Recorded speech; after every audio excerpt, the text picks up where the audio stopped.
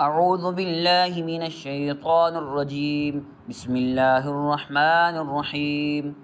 إذا زلزلت الأرض زلزالها وأخرجت الأرض أثقالها وقال الإنسان ما لها يومئذ تحدث أخبارها بأن ربك أوحى لها يومئذ يصدر الناس أشتاتا ليروا أعمالهم فمن يعمل مثقال ذرة خيرا يره ومن يعمل مثقال ذرة شرا يره.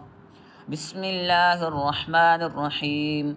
والعاديات ضبحا فالموريات قدحا فالمغيرات صبحا فأثرن به نقعا فوسطن به جمعا إن الإنسان لربه